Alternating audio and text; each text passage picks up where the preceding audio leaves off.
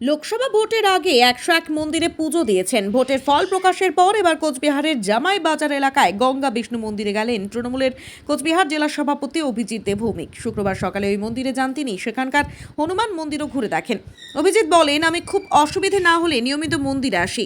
ভোটের আগে সংকট মোচনে মানত করেছিলাম, সেটা পূরণ হয়েছে। সেখানকার হনুমান মন্দিরের সংস্কারের ব্যাপারে উদ্যোগী হওয়ার আশ্বাস দেন তিনি। জানা গিয়েছে, পাথরের কারুকার্যের মাধ্যমে মন্দিরের সৌন্দর্য বাড়াতে প্রাথমিক কিছু কাজ শুরু হবে। কিন্তু আপনি আজকে সকালে এই মন্দির পরিদর্শনে এসেছেন আর কি। আমি এখানে প্রত্যেক দিনই আসি, কোনো খুব অসুবিধা না থাকলে। এটা হচ্ছে কুচবিহার 10 নম্বর ওয়ার্ড জামাইবাজারের গঙ্গা বিষ্ণু মন্দির।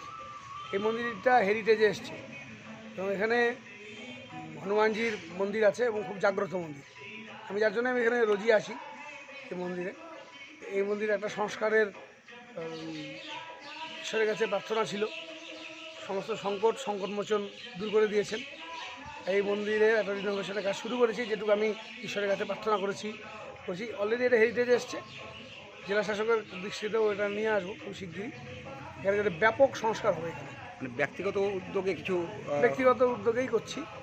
এই পাথর দিয়ে, এটাকে মার্বেল পাথর দিয়ে মন্দিরটা মেঝেটা এবং টাইলস দিয়ে মন্দিরের ভেতরটা এটা কোনো মানত ছিল, রেজাল্ট ঈশ্বরের কাছে মানত ছিল যে কুচবিহারে ধর্মনিরপেক্ষতার প্রতিষ্ঠায় যত সংকট আছে যত দূর হয়, সেটাই সংকটমোচন দূর করে দিয়েছেন।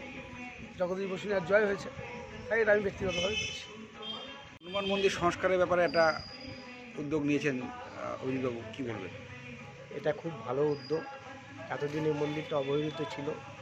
ঠাকুরের আশীর্বাদে উনি এই উদ্যোগ নিয়ে মন্দিরটাকে সংস্কার করছেন, এতে আমরা খুবই খুশি এবং আমরা চাই যে বড় মন্দির, রাম সীতা মন্দির এবং বড় হনুমানটা ভেঙে পড়ছে, এটা যাতে হেরিটেজে যেহেতু করেছে, আমার রিকোয়েস্ট যাতে এটা খুব তাড়াতাড়ি দ্রুত সংস্কার হোক।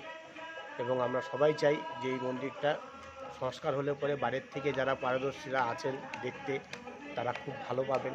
এত সুন্দর পুরনো মন্দির। আমি আমার বংশের 5 নম্বর পুরোহিত বংশগত হিসাবে।